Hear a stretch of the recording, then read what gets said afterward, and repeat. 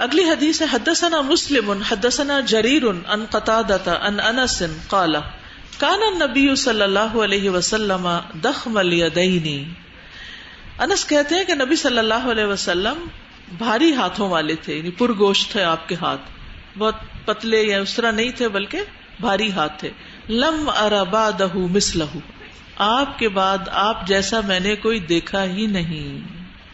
وکان شعر النبی صلی اللہ علیہ وسلم رجلا، اور نبی صلی اللہ علیہ وسلم کے بال سیدھے تھے، لا جعد ولا سبط، نہ گنگریالے اور نہ بہت سیدھے. تو بال جو ہیں وہ تین طرح کے ہو گئے، ایک نیم بلوں والے، ایک بالکل اسٹریٹ اور ایک گنگریالے. اور یہ بھی کہا جاتا ہے کہ بالوں کا گنگریالا ہونا جو ہے وہ انسان کے قوی ہونے کی علامت ہے، یعنی اسٹرانگ لوگ جو ہیں ان کے بال ایسے ہوتے ہیں. اور آپ نے دیکھا ہوگا کہ جو لوگ افریقنز وغیرہ ہوتے ہیں فزیکلی بہت اسٹرانگ ہوتے ہیں، ان کا انوائرمنٹ بھی ایسا ہی ہوتا ہے اور بال بھی گنگریالے ہوتے ہیں. حدثنا ابو النعمان حدثنا جریر بن حازم عن قتادہ عن انس رضی اللہ عنہ قال کان النبی صلی اللہ علیہ وسلم ضخم الیدین والقدمین، کہ نبی صلی اللہ علیہ وسلم بھارے ہاتھوں والے اور بھاری قدموں والے تھے، یعنی قدم بھی آپ کے پرگوشت تھے. حسن الوجہ، خوبصورت چہرے والے. لم ار بعدہ ولا قبلہ مثلہ، آپ سے پہلے بھی اور آپ کے بعد میں بھی میں نے کسی کو آپ جیسا نہیں پایا. وکان بسط الکفین، اور آپ فراخ ہتھیلیوں والے تھے. حدثني عمرو بن علی حدثنا معاذ بن ہانی حدثنا حمام حدثنا قتادة عن انس بن مالک او عن رجل عن ابی ہریرہ قال کان النبی صلی اللہ علیہ وسلم ضخم القدمین حسن الوجہ لم ار بعدہ مثلہ. ابو ہریرہ رضی اللہ عنہ کی بھی گواہی یہی ہے. اوپر انس رضی اللہ عنہ بھی یہی کہہ رہے تھے کہ آپ صلی اللہ علیہ وسلم بھاری قدموں والے تھے اور خوبصورت چہرے والے، آپ کے بعد کبھی ایسا کسی کو نہیں دیکھا گیا. وقال ہشام عن معمر عن قتادہ عن انس کان النبی صلی اللہ علیہ وسلم شثن القدمین والکفین. ہشام معمر سے روایت کرتے ہیں اور وہ قتادہ سے اور وہ حضرت انس سے کہ نبی صلی اللہ علیہ وسلم پرگوشت قدم اور ہاتھوں والے تھے، یعنی ہتھیلیاں اور پاؤں جو تھے وہ پرگوشت تھے. وقال ابو ہلال حدثنا قتادہ عن انس او جابر بن عبد اللہ کان النبی صلی اللہ علیہ وسلم ضخم الکفین والقدمین، نبی صلی اللہ علیہ وسلم بھاری ہتھیلیوں والے اور قدموں والے تھے. لم ار بعدہ شبہا لہ، آپ جیسا پھر آپ کے بعد کسی کو نہیں دیکھا، یعنی آپ کی صورت جیسا یا آپ کی شبیہ کسی اور میں اس طرح کی نہیں تھی. لیکن یہ ہے کہ بھاری ہاتھ ہونے کے باوجود آپ کی ہتھیلیاں بہت نرم اور گداز تھیں، یہ بھی احادیث سے پتہ چلتا ہے. انس رضی اللہ عنہ کی ایک اور روایت میں آتا ہے کہ رسول اللہ صلی اللہ علیہ وسلم کی ہتھیلیاں ریشم اور دیبا سے بھی زیادہ نرم تھیں. یہاں پر امام بخاری نے چونکہ آپ کے بالوں وغیرہ کا ذکر ہوا تو ساتھ آپ کے ہاتھوں اور قدموں کا بھی ذکر کر دیا. ٹھیک ہے. حدثنا محمد بن المثنى قال حدثني ابن ابی عدی عن ابن عون عن مجاہد قال كنا عند ابن عباس رضی اللہ عنہما. مجاہد کہتے ہیں کہ ہم ابن عباس رضی اللہ عنہما کے پاس تھے. فذکر الدجال، تو انہوں نے دجال کا ذکر کیا. فقال انہ مکتوب بین عینیہ کافر، کہ اس کی دو آنکھوں کے بیچ میں لکھا ہوا ہوگا کہ کافر. وقال ابن عباس لم اسمعہ، ابن عباس کہنے لگے کہ میں نے اس کو نہیں سنا. قال ذاک ولکنہ قال اما ابراہیم فانظروا الی صاحبکم اما موسیٰ فرجل آدم جعد علی جمل احمر مختوم بخلبۃ کانی انظر الیہ اذا انحدر فی الوادی یلبی. تو ابن عباس کہتے ہیں کہ میں نے تو نبی صلی اللہ علیہ وسلم سے یہ بات نہیں سنی. کیا نہیں سنی؟ کہ دجال کی آنکھوں کے بیچ میں کافر لکھا ہوا ہوگا. بہرحال اب ابن عباس ایک اور روایت لاتے ہیں. ولکنہ قال، لیکن نبی صلی اللہ علیہ وسلم نے فرمایا اما ابراہیم، اگر تم ابراہیم علیہ السلام کو دیکھنا چاہتے ہو فانظروا الی صاحبکم، تو اپنے ساتھی کو دیکھو، یعنی نبی صلی اللہ علیہ وسلم کو دیکھ لو، آپ ان سے بہت مشابہ تھے. واما موسیٰ، موسیٰ علیہ السلام کی شکل کیسی تھی؟ فرجل آدم جعد، کہ وہ ایک گندمی رنگ کے انسان تھے، گنگریالے بالوں والے تھے. علی جمل، اونٹ پر بیٹھے ہوئے. مختوم بخلبۃ، جس کی نکیل کھجور کی رسی کی تھی. کانی انظر الیہ، گویا کہ میں آپ کو دیکھ رہا ہوں. اذا انحدر فی الوادی، جب وہ وادی میں اترے، یلبی تلبیہ کہہ رہے تھے، یعنی آپ صلی اللہ علیہ وسلم نے ان کو اس حال میں دیکھا، خواب میں، یہ مراد ہے۔ تو اس حدیث سے آپ صلی اللہ علیہ وسلم کی سیرت و صورت کا ابراہیم علیہ السلام کے مشابہ ہونا پتہ چلتا ہے۔ اور پھر موسیٰ علیہ السلام کے بالوں کا ذکر آپ نے کیا ہے۔ اگلا باب ہے باب التلبید، بالوں کو سر پہ جما لینا، ٹھیک ہے۔ لبدا کا لفظ قرآن میں آپ نے پڑھا ہوگا، کٹھے ہونا، تو بالوں کو کٹھا کر دینا، کسی چیز کے ساتھ چپکا دینا۔ آج کل کیا استعمال ہوتا ہے؟ ماشاء اللہ، سب کو پتا ہے۔ تو اب یہ بھی سوال پیدا ہوتا ہے نا کہ جیل لگا کے بالوں کو جما سکتے ہیں یا نہیں جما سکتے، تو اس میں کیا سنت ہے، یہ کیا رولنگ ہے؟ تو امام بخاری یہاں پر یہ چیپٹر لے کر آئے ہیں کہ تلبید جو ہے وہ بالوں کو جمانے کے لیے استعمال ہوتا ہے کہ بال اڑے نہیں، اور سفر میں خاص طور پر، کیونکہ بند کار اور گاڑی وغیرہ کا سفر نہیں ہوتا تھا، اوپن ہوتا تھا، اور اس میں جوئیں وغیرہ نہ پڑے، کیونکہ اڑتے بالوں میں پھر اڑا کے کوئی چیز آ کے گر جاتی ہے، لگ جاتی ہے۔ تو تلبید جو ہے یہ سر کے بالوں پہ ہوتی ہے، ٹھیک ہے۔ حدثنا ابو الیمان اخبرنا شعیب عن الزہری قال اخبرنی سالم بن عبد اللہ ان عبد اللہ بن عمر قال سمعت عمر رضی اللہ عنہ یقول من ظفر، عبداللہ بن عمر اپنے والد سے روایت کرتے ہیں، وہ کہتے تھے من ظفر، جس نے چوٹیاں کی، ظفر ظفائر ہوتی ہیں مینڈیاں کرنا، چوٹیاں بنانا، فلیحلق، تو اسے چاہیے کہ بال ہی منڈالے، ولا تشبہوا بالتلبید، اور یعنی احرام کے بغیر بالوں کو مت جماؤ۔ وکان ابن عمر یقول، لیکن ابن عمر اپنے والد کی مخالفت کرتے ہیں، لقد رأیت رسول اللہ صلی اللہ علیہ وسلم ملبدا، کہ میں نے تو رسول اللہ صلی اللہ علیہ وسلم کو بال جماتے ہوئے دیکھا ہے۔ تو اس سے آپ اندازہ لگائیں کہ صحابہ کرام کے دل میں نبی صلی اللہ علیہ وسلم کی بات کی اہمیت کس سے زیادہ تھی؟ اپنے والد سے، اپنے ماں باپ سے بھی زیادہ، کہ حضرت عمر منع کر رہے ہیں تلبید سے اور منع کر رہے ہیں چوٹی بنانے سے، تو ابن عمر کہتے ہیں نہیں، میں نے خود دیکھا ہے نبی صلی اللہ علیہ وسلم کو کہ آپ بال جماتے تھے۔ اصل میں امیر المومنین عمر رضی اللہ عنہ کا موقف یہ تھا کہ جو شخص بحالت احرام اپنے سر کے بالوں کو گوندھ کر ان کی مینڈیاں بنا لیتا ہے تاکہ وہ بکھرے نہیں بال، اسے چاہیے کہ جب وہ فارغ ہو جائے تو انہیں چھوٹا کرنے کی بجائے پورا منڈوا لے، ٹھیک ہے، جیسا کہ تلبید کرنے والا بعد میں اپنے سر منڈوا لیتا ہے۔ تو انہوں نے بالوں کے گوندنے کو، یعنی چٹیاں بنانے کو، تلبید والے سے، یعنی جمانے والے سے تشبیہ دی اور اس کو بھی یہی حکم دیا۔ لیکن ابن عمر نے یہ سمجھا کہ میرے والد تلبید کے عمل کو بہتر خیال نہیں کرتے، اس لیے انہوں نے نبی صلی اللہ علیہ وسلم کے عمل کا حوالہ دیتے ہوئے کہا کہ اگر یہ کوئی اچھا کام نہ ہوتا تو نبی صلی اللہ علیہ وسلم ایسا کیوں کرتے، اور نبی صلی اللہ علیہ وسلم نے حج کے موقع پر ہی ایسا کیا تھا، یعنی ایک ضرورت پیش آئی تھی، تو جب کبھی انسان کو ضرورت پیش آئے تو وہ ایسا کر سکتا ہے۔ اور آپ صلی اللہ علیہ وسلم نے ذوالقعدہ کی 25 تاریخ کو احرام باندھا تھا، اور آپ کا حج کون سا تھا؟ حج کران۔ تو اس کا مطلب ہے کہ آپ کو کب کھولنا تھا احرام؟ 10 کو، تو کتنے دن ہو گئے؟ 2 ہفتے ہو گئے تقریباً۔ تو 2 ہفتے کے لیے بالوں کو کھلا چھوڑ دینے میں مشقت تھی، تو آپ نے ان کو جما لیا، یعنی اس مدت تک آپ احرام ہی کی حالت میں تھے، ٹھیک ہے، یہ طویل ترین احرام ہے۔ تو آپ نے اپنے بالوں کو اس طرح سیٹ کر لیا کہ کوئی چیز اس میں نہ چلی جائے اور اڑ اڑ کے تکلیف نہ دے، الجھے نہیں، وہ ایک جگہ پر جمے رہیں۔ حدثني حبان بن موسى واحمد بن محمد قالا اخبرنا عبد الله اخبرنا يونس عن الزهري عن سالم عن ابن عمر رضي الله عنهما قال سمعت رسول الله صلی اللہ علیہ وسلم يهل ملبدا، ابن عمر کہتے ہیں میں نے سنا رسول اللہ صلی اللہ علیہ وسلم کو کہ آپ تلبیہ پکار رہے تھے، تلبید کیے ہوئے یا سر کو جمائے ہوئے، یقول لبیک اللہم لبیک لبیک لا شریک لک لبیک ان الحمد والنعمت لک والملک لا شریک لک لا یزید علی ہؤلاء الکلمات، یعنی آپ صلی اللہ علیہ وسلم تلبیہ بس یہی تک پڑھتے تھے، کہاں تک؟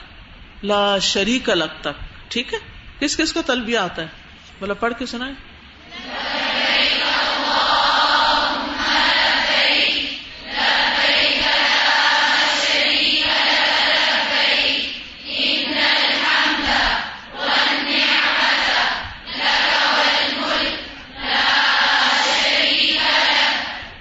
الحمدللہ، بہت اچھا پڑھا آپ نے، بڑا دل خوش ہوا ہے سن کے۔ جب حج یا عمرے پہ جائیں تو اس وقت بھی پڑھیں، کیونکہ اکثر حاجیوں کو میں نے دیکھا ہے کہ وہ رستے میں تلبیہ نہیں پڑھتے، تلبیہ سے غافل رہتے ہیں۔ ادھر ادھر کی باتیں کرنے میں لگے رہتے ہیں اور دنیا بھر کی سیاست بعض اوقات گاڑی میں بیٹھ کے ڈسکس ہو رہی ہوتی ہے اور تلبیہ نہیں پڑھتے. تو بہترین حج وہ ہوتا ہے جس میں کثرت سے اونچی آواز میں تلبیہ پڑھا جائے. عورتیں تو خیر اونچی آواز میں نہیں پڑھتی، لیکن گھر کے مردوں کو بھی یاد دلانا چاہیے بار بار کہ تلبیہ پڑھیں. کچھ لوگ تو بڑے خوش قسمت ہوتے ہیں، ان کو ایسے اچھے ساتھی مل جاتے ہیں، اچھے حاجی مل جاتے ہیں کہ وہ پڑھتے رہتے ہیں اور آپ کو بھی پھر پڑھنا یاد رہتا ہے. لیکن کچھ لوگوں کی صحبت ایسی ہوتی ہے کہ نہ خود پڑھتے ہیں اور نہ پڑھنے دیتے ہیں. یا یہ کہ گاڑی چلتی ہے نا، بس 2 منٹ پڑھا پھر اس کے بعد باتوں میں لگ گئے. لا یزید علی ہؤلاء الکلمات، آپ ان کلمات پر زیادہ نہیں کرتے تھے، اضافہ نہیں کرتے تھے. حدثني اسماعیل قال حدثني مالک عن نافع عن عبد الله بن عمر عن حفصة رضی اللہ عنہا زوج النبی صلی اللہ علیہ وسلم قالت، حضرت حفصہ جو نبی صلی اللہ علیہ وسلم کی زوجہ مبارکہ تھی وہ کہتی ہیں، قلت یا رسول اللہ، میں نے کہا اللہ کے رسول، ما شان الناس حلوا بعمرۃ ولم تحلل انت من عمرتک، یہ لوگوں کو کیا ہو گیا کہ انہوں نے اپنے عمرے کا احرام کھول دیا حالانکہ آپ نے اپنے عمرے کا احرام نہیں کھولا. قال انی لبت راسی، فرمایا میں نے اپنے سر کے بال جما لیے تھے، وقلدت ہدی، اور اپنی ہدی کو یعنی ہار پہنا دیا تھا. فلا احل حتی انہر، میں اس وقت تک احرام نہیں کھولوں گا جب تک کہ میں قربانی نہ کر لوں. باقی لوگوں نے کون سا حج کیا تھا؟ حج تمتع کیا تھا، اس لیے وہ جلدی حلال ہو گئے تھے قربانی سے پہلے. تو بالوں کو مٹی وغیرہ سے جو راستے میں سفر میں پڑتی ہے اس سے بچانے کے لیے، یا اور گرمی وغیرہ سے بچانے کے لیے، یا کسی بھی ایسی تکلیف سے بچانے کے لیے تلبید کی جا سکتی ہے. اسی طرح عورتوں کے سر پر مہندی لگانے کا بھی جواز ہے. کبھی لگائی کسی نے مہندی؟ کس نے لگائی؟ اکثر آزما چکے ہیں. اچھا، اس میں ایک مسئلہ آتا ہے، جب مہندی لگاتے ہیں تو بہت سے لوگ پریشان ہوتے ہیں کہ پتہ نہیں ہمارا مسا ہوگا یا نہیں. کبھی آپ کو خیال آیا کہ وہ تو ساری مہندی لگ گئی، بال تو بیچ میں آ گیا، مسا ہوگا کہ نہیں؟ مسا ہو جاتا ہے، کیونکہ تلبید سے اگر مسا ہو جاتا ہے تو اسی طرح مہندی سے بھی مسا ہو جاتا ہے. کیونکہ یہ نہیں ہوتا کہ آپ مہندی ادھر جھٹ لگائیں ادھر دھو دیں. آپ کو بازو کا سارا دن اپنے سر پہ مہندی رکھنی پڑتی ہے. جب اس کا رنگ آتا ہے تو اس دوران نمازیں بھی آ جاتی ہیں، وضو بھی کرنا پڑ جاتا ہے.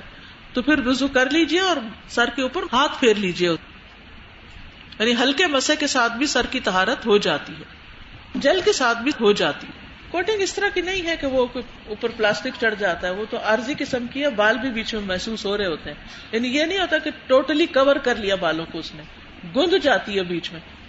السلام علیکم. استاذہ پوچھنا تھا کہ یہ جو سارے سر کے بال اتر جاتے ہیں اور ٹرانسپلانٹ کراتے ہیں تو اس کا کیا ہے؟ جو بال گنجے یعنی کہ جو ہو جاتے ہیں تو پھر وہ ٹرانسپلانٹ کراتے ہیں، وہ تو علاج ہے نا. استاذہ تو کاسمیٹک لینسز کا پوچھنا تھا کہ جو کلرڈ لینسز ہوتے ہیں وہ الاؤڈ ہے؟ ایسی چیزیں اس زمانے میں نہیں ہوتی تھی، لیکن کوئی بھی ایسا کام کرنا کہ جس سے آپ کی آئیڈینٹی جو ہے وہ بدل جائے، وہ درست نہیں. اور جیسے کہ بیک کومنگ کرتے ہیں کبھی کبھی بالوں کو والیوم دینے کے لیے سرٹن ہیئر سٹائلز میں، کوئی حرج نہیں، کر سکتے، لیکن وہ جب سیدھے کرتے ہیں تو آدھے بال اتر جاتے ہیں. السلام علیکم استاذہ. وہ لاسٹ حدیث ہم نے پڑھی ہے نا کہ وہ حضرت عائشہ آپ صلی اللہ علیہ وسلم کی درمیان میں سے مانگ نکالتی تھی، تو ہم لوگ رائٹ لیفٹ سائڈ سے نکال سکتے ہیں؟ درمیان ہی سے نکالنی چاہیے. اچھا سوال کیا، میں بھول گئی. السلام علیکم اساتذہ. واٹ اباؤٹ کینسر پیشنٹس، تو are they allowed to use wigs and extensions? پھر ان کو کالے رنگ کی ٹوپی پہننی چاہیے. استاذہ جو لوگ بزرگ ہو جاتے ہیں تو اکثر لوگ اس وجہ سے کلر نہیں لگاتے کہ اگر میری اس دوران ڈیتھ ہو گئی اور بال وائٹ نہیں تھے تو وہ جو مجھے کلیم ملنا ہے وائٹ بالوں کا، اجر ملنا ہے، وہ نہیں ملے گا. نہیں، آپ صلی اللہ علیہ وسلم نے حضرت ابو بکر کے والد ابو قحافہ سے کہا تھا کہ ان کے بال رنگ دے، جبکہ وہ انتہائی بوڑھے ہو چکے تھے. تو اجر پھر بھی ہے جو بال وائٹ پھر بھی ہے، وہ تو سفید ہونے کا اجر مل گیا نا. اگر سفید ہونے کے بعد آپ نے رنگ لیا تو اجر کم تھوڑی ہوگا، سفید تو سفید ہی اندر سے. اور ایک اور سوال کیا، ہم لوگ مطلب میں انتظار کرتی لیکن بالیوں کا ذکر ہے، ٹاپس کا نہیں آیا. جو ہم ٹاپس پہنتے ہیں وہ ہماری ایئر لوب کا ایک اچھا خاصا حصہ اکثر اوقات بڑے ہوں تو کور کر لیتے ہیں. اچھا توجہ دلائی، کیونکہ غسل جنابت میں آپ کے ہر حصے تک پانی پہنچنا ضروری ہے. تو اگر آپ نے ایسے ٹاپس پہن رکھے ہیں جو چٹکی والے ہیں، وہ تو اترنے آسان ہوتے ہیں، لیکن بعض اوقات وہ جو پیچھے سے ربڑ کے بڑے بڑے وہ سٹاپرز لگا دیے جاتے ہیں، اس سے پانی سکن تک نہیں پہنچتا، تو پھر ایسے ٹاپس اتارنا ضروری ہے. وضو میں بھی عام، اگر غسل آپ پہ فرض نہیں ہے لیکن وضو میں بھی. یس. اچھے اخلاق سے خود کو سجانا ہے، میں نے خود کو پیارا بنانا ہے، اپنے رب کو راضی کر کے خود کو جنت کا حقدار بنانا ہے انشاءاللہ. باب الفرق، فرق کہتے ہیں مانگ کو، سر کے بالوں کے درمیان سے مانگ نکالنا. حدثنا احمد بن یونس حدثنا ابراہیم بن سعد حدثنا ابن شہاب عن عبید اللہ ابن عبد اللہ عن ابن عباس رضی اللہ عنہما قال، ابن عباس رضی اللہ عنہما کہتے ہیں کان النبی صلی اللہ علیہ وسلم یحب موافقۃ اہل الکتاب، نبی صلی اللہ علیہ وسلم اہل کتاب کی موافقت پسند کرتے تھے، کہ جو اہل کتاب کرتے ہیں اس طرح کے کام پسند کرتے تھے. فی ما لم یؤمر فیہ، جس معاملے میں آپ کو حکم نہیں ملتا تھا کوئی، یعنی اس کے علاوہ. وکان اہل الکتاب یسدلون اشعارہم، اور اہل کتاب جو تھے وہ اپنے بالوں کو لٹکا دیتے تھے، یعنی نیچے رکھتے تھے. وکان المشرکون یفرکون رؤوسہم، اور مشرکین جو تھے وہ اپنے بالوں میں مانگ نکالتے تھے. فسدل النبی صلی اللہ علیہ وسلم ناسیتہ ثم فرق بعدہ، تو نبی صلی اللہ علیہ وسلم نے پہلے اپنی پیشانی پہ صدل کیا، پھر اس کے بعد مانگ نکالی. یعنی آپ نے جس سے سوال کیا نا پورے کا پورا سیدھا کرتے تھے، پھر اس کے بعد آپ نے مانگ نکالنی شروع کر دی. یعنی صدل میں کیا آتا ہے؟ بغیر مانگ نکالے سیدھے بال کر لینا. تو اس حدیث سے یہ پتہ چلتا ہے کہ نبی صلی اللہ علیہ وسلم کو جن چیزوں کے بارے میں کوئی واضح تعلیمات نہیں ملتی تھی اللہ سبحانہ وتعالیٰ کی طرف سے، تو آپ ان میں پچھلی شریعتوں کو فالو کرتے تھے، اور جب کوئی حکم آ جاتا تو پھر آپ اس چیز کو چھوڑ کر فوراً حکم مان لیتے تھے، اور صحابہ بھی ویسے ہی کرتے تھے. پچھلی شریعتوں کی اتباع کا ایک اصول ہے، اور وہ کیا ہے کہ جب تک کوئی نص ہماری شریعت کی اس کو منسوخ نہ کرے تو وہ حکم لیا جا سکتا ہے. تو مانگ نکالنا جو ہے، جس کو چیر بھی کہتے ہیں، چیر نکالنا، یہ نبی صلی اللہ علیہ وسلم کا آخری عمل ہے. تو مانگ نکالنے کو آپ زیادہ بہتر سمجھتے تھے. تو دو چیزیں ہیں نا اس حدیث میں، ایک مانگ نکالنا اور ایک بالوں کو سیدھا رکھنا. تو یہ بھی روایت میں آتا ہے کہ کچھ صحابہ مانگ نکالتے تھے، کچھ بالوں کو نیچے چھوڑ دیتے تھے، سیدھا کر کے چھوڑ دیتے تھے. تو کسی نے کسی پہ عیب نہیں لگایا. اور یہ بات بھی ہے کہ آپ کے بال لمہ تھے، یعنی کندھوں تک تھے، اور اگر آپ کے بالوں کی مانگ نکل سکتی تو نکال لیتے، ورنہ ان کو چھوڑ دیتے تھے. تو امام نبی کہتے ہیں مانگ نکالنا اور چھوڑنا دونوں ہی درست ہے، لیکن ٹیڑھی مانگ نہیں نکالنی چاہیے، مردوں اور عورتوں دونوں، اور بچوں کے لیے بھی. ٹھیک ہے، بعض لوگوں کی مانگ نکلتی نہیں، ہوتے ہیں نا ایسے بال بھی، مانگ نہیں نکلتی، تو کوئی ضرورت نہیں، جس طرح ہے ویسے ہی رہنے دیں، جیسے اگے ہوئے ہیں اسی طرح چلنے دیں. ٹھیک، کیونکہ گھنگریالے بالوں کی عام طور پر مانگ نکالنا بہت مشکل ہوتی ہے، اور اسی طرح اگر بہت چھوٹے بال ہوں تب بھی مشکل ہوتی ہے. بچوں کے بازو کا اس طرح تو نہیں، جیسے وہ مشین پھیرتے ہیں نا بالوں میں، تو اب کوئی مانگ نہیں نکل سکتی، تو ایسے بھی ٹھیک ہے. حدثنا ابو الولید و عبد اللہ بن رجاء قال حدثنا شعبۃ عن الحکم عن ابراہیم عن الاسود عن عائشہ رضی اللہ عنہا قالت، حضرت عائشہ کہتی ہیں کأنی انظر الی وبیس الطیب، گویا کہ میں دیکھ رہی ہوں خوشبو کی چمک فی مفارق النبی صلی اللہ علیہ وسلم، نبی صلی اللہ علیہ وسلم کی مانگ میں یا مانگوں میں. وہو محرم، حالانکہ آپ احرام کی حالت میں تھے. قال عبداللہ فی مفرق النبی صلی اللہ علیہ وسلم، مفارق بھی آیا اور مفرق بھی آیا ہے. تو احرام سے پہلے خوشبو لگائی جا سکتی ہے، عورتیں تو نہیں لگائیں گی لیکن مرد لگا سکتے ہیں. لیکن جب نیت کر لی، تلبیہ شروع کر دیا، پھر خوشبو نہیں لگائی جائے گی. تو رسول اللہ صلی اللہ علیہ وسلم احرام سے پہلے خوشبو لگاتے تھے، جس کے اثرات بعد میں بھی نظر آتے تھے، لیکن دوران احرام کبھی خوشبو نہیں لگائی اور نہیں لگانی چاہیے. اور پھر اسی طرح سامنے تھی آپ کی مفرق، یعنی درمیان میں تھی، تو حضرت عائشہ سامنے سے آپ کی بالوں کی خوشبو اور چمک دیکھ سکتی تھی، سونگھ سکتی تھی. اب آگے ہے زلفوں کا بیان، باب الذوائب. ٹھیک ہے، لٹیں، زلفیں، زلفوں کا مطلب سمجھتے ہیں؟ بالوں کی جو لٹیں ہوتی ہیں، وہ بھی یعنی بالوں کو ایک تو مہندی بناتے ہیں نا، اور ایک یہ کہ گوند وغیرہ لگا کے ان کی زلفیں سی بنا دیتے ہیں، مختلف حصوں میں ان کو چھوڑ دیتے ہیں، اور یہ بھی زینت کی علامت ہوتی. تو اس لیے امام بخاری نے یہاں اس باب کو ذکر کیا ہے. اوکے، سبحانک اللہم و بحمدک، اشہد ان لا الہ الا انت، استغفرک و اتوب الیک. السلام علیکم و رحمۃ اللہ وبرکاتہ.